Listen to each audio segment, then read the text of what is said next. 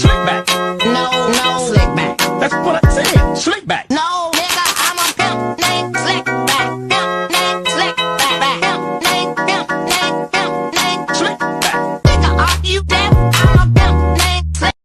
Assalamualaikum warahmatullahi wabarakatuh. Perkenalkan, nama saya Herlin Fadilatul Khairah dengan NIM 2314201051 dari Prodi S1 Keperawatan yang akan menjelaskan 10 sistem anatomi fisiologi tubuh manusia dengan dosen pembimbing Nurse Imelda Kartika NCAP. Sistem saraf pada manusia dibagi menjadi dua bagian. 1. Sistem saraf pusat yang terdiri dari otak dan sumsum tulang belakang. Otak terletak dengan aman di tulang belakang, sementara sumsum tulang belakang terlindung dalam kolom vertebral. 2. Sistem saraf tepi terdiri dari saraf-saraf yang tumbuh dari sumsum tulang belakang, saraf tulang belakang dan otak, saraf otak. Saraf-saraf ini menghubungkan sistem saraf pusat dengan berbagai organ tubuh. Selain otak dan sumsum tulang belakang, tubuh juga memiliki beberapa organ perasa untuk menerima berbagai rangsangan yang berbeda. Sistem saraf otonomi merupakan bagian dari sistem saraf tepi. Sistem saraf ini mengontrol aktivitas organ di dalam tubuh yang berfungsi tanpa kontrol atau sensasi sadar. Sistem saraf ini mempengaruhi pernafasan, pencernaan, detak jantung, tingkat respirasi, dan berbagai aktivitas lainnya. Sistem endokrin. Sistem endokrin adalah sistem yang mengatur dan menghasilkan hormon yang dibutuhkan oleh tubuh manusia. Di sistem endokrin juga berhubungan erat dengan sistem saraf karena saling mengontrol satu sama lain. Selain menghasilkan hormon, sistem endokrin juga berfungsi untuk mengontrol aktivitas kelenjar, merangsang pertumbuhan jaringan, mengatur metabolisme oksidasi dan absorpsi, mempengaruhi metabolisme lemak, protein, vitamin, hingga mineral. Kelenjar hipofis, salah satu bagian kelenjar endokrin yang terletak di dasar tengkorak dan memiliki peran penting dalam sekresi hormon. Kelenjar hipofis terdiri dari dua lobus, yaitu lobus anterior dan lobus posterior. Kelenjar tiroid yang terletak di depan leher yang berfungsi untuk mengatur hormon. Kelenjar paratiroid. Kelenjar yang melekat pada paratiroid ini terbagi dalam 4 bagian yang menghasilkan hormon yang berfungsi untuk mengatur kadar kalsium dan fosfor dalam tubuh. Kelenjar timos terletak di dalam toraks dengan tinggi seperti trakea dan berfungsi menghasilkan limfosit. Kelenjar adrenal. Kelenjar ini terbagi dua, memiliki fungsi mengatur keseimbangan air, elektrolit, dan garam, mengatur metabolisme lemak, berfungsi untuk konstruksi pembuluh darah, dan relaksasi bronkus. Kelenjar pankreas. Kelenjar ini juga terbagi dua, yaitu alfa dan beta. Alfa berfungsi untuk menghasilkan hormon glukagon, sementara beta menghasilkan hormon insulin. Kelenjar kelamin. Kelenjar ini juga terbagi dua, yaitu testis pada pria yang menghasilkan testosteron dan ovarium pada wanita yang menghasilkan estrogen. Yang pertama, kita akan membahas tentang alat dan sistem reproduksi pria. Sistem reproduksi pada pria terdiri dari organ reproduksi eksternal dan juga organ reproduksi internal. Sebagian organ reproduksi pada pria berada di luar tubuh, yaitu meliputi yang pertama ada penis. Penis ini adalah organ vital pada pria yang juga berfungsi sebagai organ eksternal untuk urinasi atau sebagai saluran kencing. Penis ini terdiri atas 3 rongga yang berisi jaringan spons dan dikelilingi oleh jaringan erektil, yang rongga-rongganya mengandung banyak pembuluh darah dan saraf perasa. Penis ini juga sebagai media atau saluran sperma saat proses seksual. Lalu ada skrotum. Skrotum ini berbentuk kantong kulit yang menggantung pada pangkal penis. Di dalam skrotum terdapat testis yang terdiri dari skrotum kanan dan juga skrotum kiri. Di antara skrotum kiri dan juga skrotum kanan dibatasi oleh sekat yang berupa jaringan ikat dan otot polos. Kantong kulit ini berfungsi untuk menjaga suhu testis yang sesuai saat memproduksi sperma. Lalu ada testis. Testis ini adalah kelamin bagian dalam yang memiliki bentuk bulat, telur, dan berjumlah sepasang. Testis ini terdapat di dalam skrotum yang berfungsi untuk memproduksi sperma dan juga hormon testosteron. Lalu ada epididymis. Epididymis ini adalah saluran yang keluar dari testis yang berfungsi sebagai tempat penyimpanan sperma sementara. Lalu ada saluran uretra. Saluran uretra ini adalah kelenjar yang menghasilkan zat yang berisi basa atau alkali. Lalu ada fruktosa atau gula monosakarida, kemudian hormon prostaglandin dan juga protein pembekuan. Selanjutnya ada kelenjar prostat. Kelenjar prostat ini adalah kelenjar yang terletak di bawah kantung kemih yang berfungsi untuk menghasilkan cairan yang bersifat asam. Lalu ada kelenjar Chopper. Nah, kelenjar Chopper ini adalah kelenjar yang menghasilkan lendir dan cairan bersifat basa. Kelenjar ini berfungsi untuk melindungi sperma dengan cara menetralkan urin yang memiliki pH asam dalam uretra, sekaligus melapisi uretra untuk mengurangi kerusakan pada sperma selama ejakulasi. Setelah mengetahui sistem reproduksi pria, berikutnya merupakan alat dan sistem reproduksi pada wanita. Yang pertama ada vagina. Vagina ini adalah saluran yang menghubungkan serviks atau leher rahim ke bagian luar tubuh. Vagina juga sebagai tempat mengalirnya darah menstruasi dan saluran untuk melahirkan. Lalu ada serviks. Serviks adalah struktur rahim bagian bawah rahim yang terhubung ke vagina. Salah satu fungsi penting serviks ini adalah untuk memproduksi lendir yang membantu menyalurkan sperma dari vagina ke rahim selama proses seksual. Kemudian ada saluran telur atau tuba Fallopi. Saluran ini berjumlah sepasang kanan dan juga kiri. Bentuknya pun menyerupai tabung kecil dan tipis yang menempel di bagian atas rahim.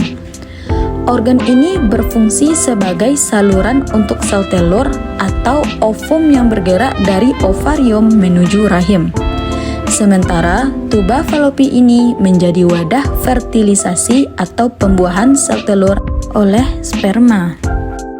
Kemudian ada indung telur atau ovarium. Indung telur atau ovarium ini berjumlah sepasang dan terletak di rongga perut. Ovarium diselubungi kapsul pelindung dan mengandung beberapa folikel. Di dalam folikel terdapat sel telur atau ovum yang siap dibuahi. Folikel ini juga menghasilkan hormon khas wanita yaitu estrogen dan juga progesteron. Yang terakhir ada rahim atau uterus. Rahim ini adalah organ berongga yang bentuknya menyerupai buah pir. Organ ini berfungsi sebagai tempat berkembangnya janin setelah sel telur dibuahi oleh sperma. Rahim ini tersusun atas 3 lapisan yaitu perimetrium, miometrium, dan endometrium atau dinding rahim. Kranium, tulang tengkorak. Frontal, tulang dahi. Periental, tulang ubun-ubun. Temporal, tulang samping. Oksipital, tulang kepala belakang. Sphenoid, tulang baji. Nasal, tulang hidung. Zygomatikum, tulang pipi. Maxilla, tulang rahang atas. Mandibula, tulang rahang bawah.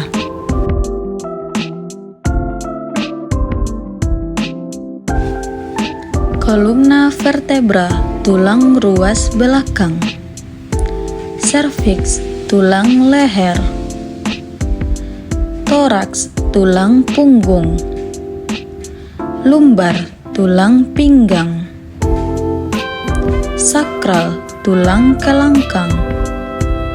Coccygeus, tulang ekor.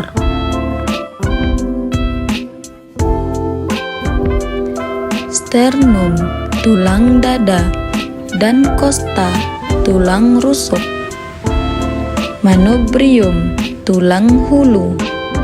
Corpus, tulang badan. Sipoid, tulang taju pedang. Costa vera, tulang rusuk sejati. Costa spuria, tulang rusuk palsu. Costa fluitentes, tulang rusuk melayang. Pectoral, tulang gelang bahu. Clavicula, tulang selangka. Scapula, tulang belikat. Pelvis, tulang gelang panggul. Ilium, tulang usus. Pubis, tulang kemaluan. Isium, tulang duduk. Extremitas superior, tulang anggota gerak atas. Humerus, tulang pangkal lengan. Radius, tulang pengumpil. Ulna, tulang hasta. Karpal, tulang pergelangan tangan. Metakarpal, tulang telapak tangan. Phalangus, tulang jari tangan. Ekstremitas inferior, tulang anggota gerak bawah. Femur, tulang paha. Patella, tulang tempurung lutut. Fibula, tulang betis. Tibia, tulang kering. Tarsal, tulang pergelangan kaki. Metatarsal, tulang telapak kaki. Phalangus, tulang jari kaki. Pencernaan dimulai di dalam mulut. Gigi memotong makanan, kelenjar ludah menghasilkan enzim yang berfungsi untuk menghaluskan makanan agar mudah ditelan. Lidah mendorong makanan ke kerongkongan. Di kerongkongan, makanan didorong dan diremas agar masuk ke dalam lambung. Proses ini terjadi selama 5-6 detik. Lambung memiliki 3 fungsi: menyimpan makanan selama 2-4 jam, melumatkan dan mencampurkan makanan dengan aneka enzim dan cairan asam lambung, memasukkan makanan ke usus kecil hingga lambung kosong kembali. Di usus kecil atau usus halus, zat-zat gizi seperti protein, lemak, karbohidrat, vitamin, dan mineral diserap oleh tubuh. Pankreas menghasilkan enzim, dan hati menghasilkan empedu. Enzim dan empedu itu membantu pencernaan penyerapan makanan di usus kecil. Bentuk usus kecil seperti pipa yang berdiameter 3-5 cm dan panjang usus kecil 6-8 meter. Sisa-sisa pencernaan yang tidak dapat digunakan tubuh masuk ke dalam usus besar. Di usus besar, air dan mineral diserap sampai habis. Sisa-sisa itu lalu masuk dan berakhir di anus. Peredaran darah manusia termasuk peredaran darah tertutup, karena darah selalu beredar di dalam pembuluh darah dan setiap beredar darah melewati jantung 2 kali, sehingga disebut peredaran darah ganda. Pada peredaran darah ganda dikenal peredaran darah kecil dan peredaran darah besar. Kita akan membahasnya secara lebih detail. Peredaran darah kecil merupakan peredaran darah yang dimulai dari jantung atau bilik kanan menuju ke paru-paru, kemudian kembali lagi ke jantung atau ke serambi kiri. Jadi peredaran darah kecil ini identik dengan melewati paru-paru, dari jantung, paru-paru, ke jantung. Yang perlu kita ketahui adalah pada siklus peredaran darah kecil merupakan sistem peredaran darah yang sederhana dari jantung, paru-paru, ke jantung. Mulai dari bilik kanan, arteri pulmonalis, ke paru-paru, vena pulmonalis, dan kembali ke serambi kiri. Itu adalah siklus peredaran darah kecil.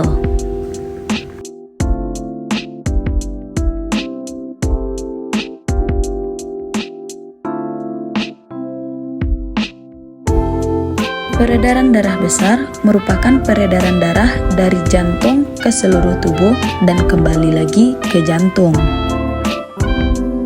Ingat, perbedaannya tidak ke paru-paru tetapi ke seluruh tubuh. Dari jantung, tepatnya bilik kiri, ke seluruh tubuh dan kembali lagi ke jantung, yaitu serambi kanan.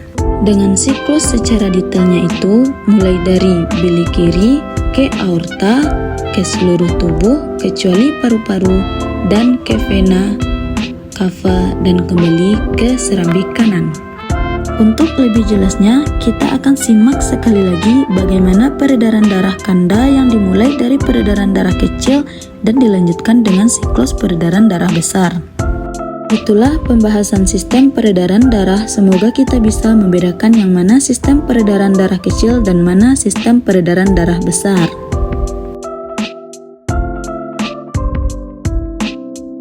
Proses pernapasan pada manusia bisa terjadi karena adanya organ-organ pernapasan yang terlibat dan saling bekerja sama satu sama lain.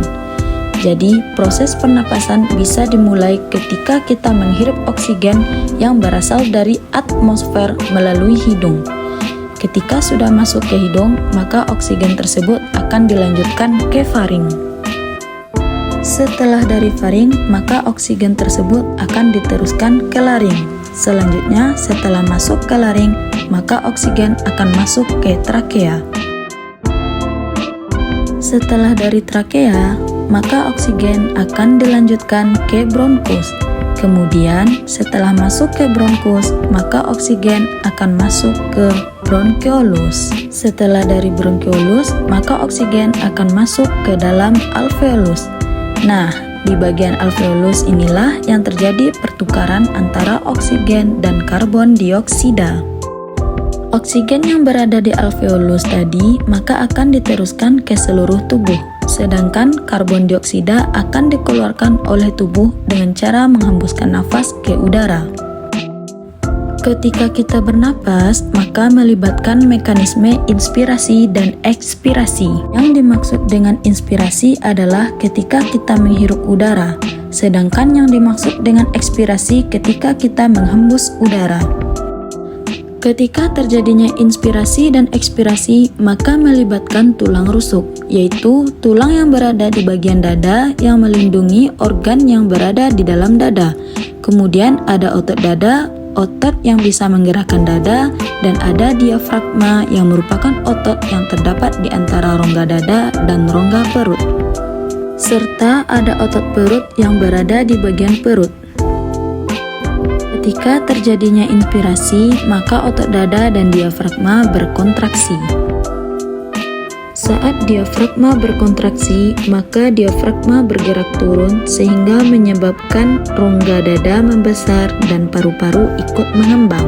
Akibatnya, tekanan udara dalam paru-paru mengecil dan akhirnya udara bisa masuk ke dalam tubuh.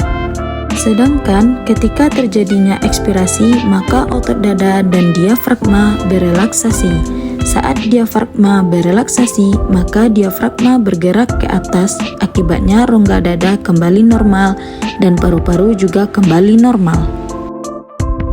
Sehingga tekanan udara yang ada di dalam membesar, akibatnya udara bisa dikeluarkan dari tubuh.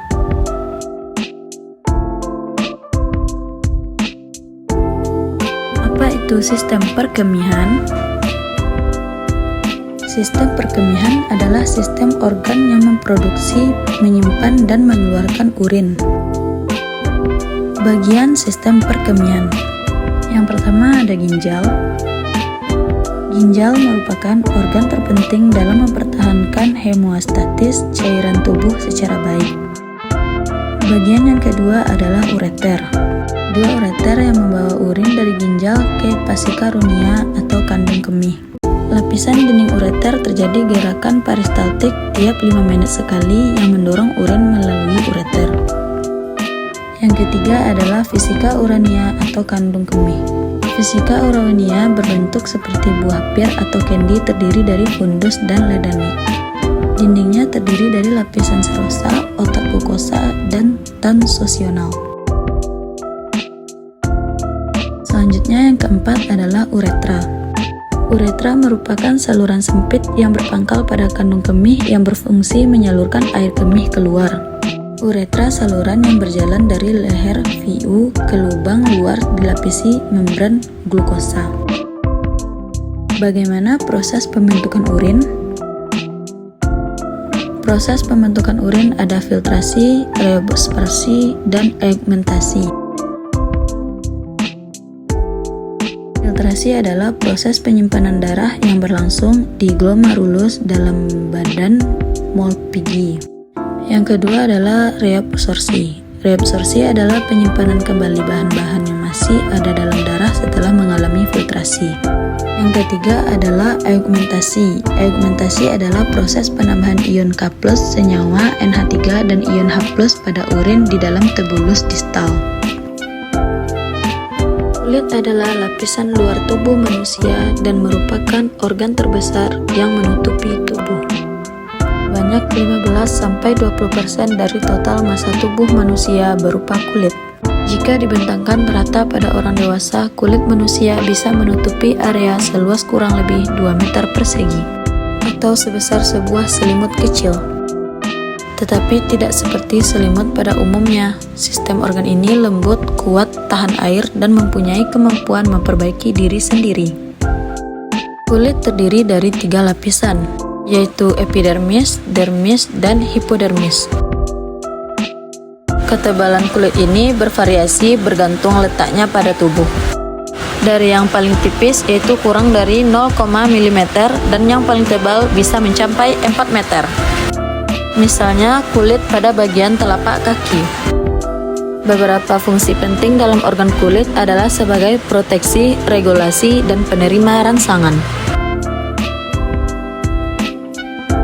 Sebagai fungsi proteksi, kulit melindungi seluruh tubuh dari ancaman-ancaman yang kita dapatkan dari lingkungan.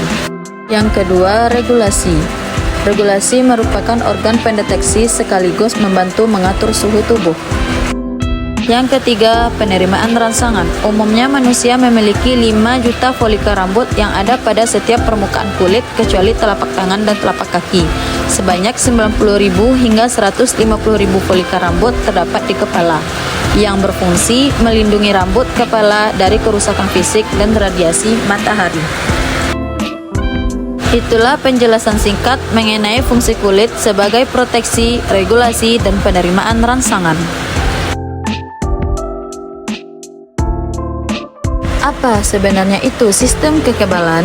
Sistem kekebalan adalah pasukan yang tangguh yang terdiri dari sel jaringan dan organ yang bekerja sama untuk melindungi tubuh. Yang pertama, sel darah putih, leukosit. Leukosit beredar melalui tubuh melalui berbagai pembuluh darah kita, memastikan bahwa tidak ada pengunjung yang tidak diinginkan yang dapat mempengaruhi tubuh kita. Ada 2 jenis sel yang membentuk divisi leukosit, fagosit dan limfosit. Fagosit adalah sistem pertama yang merespon keadaan darurat, dan limfosit adalah sel yang memungkinkan tubuh untuk mengingat dan mengenali penyusup sebelumnya dan membantu tubuh menghancurkan mereka. Jadi, jangan khawatir tentang bakteri dan kotoran karena sistem kekebalanmu sudah ada di dalam tubuhmu.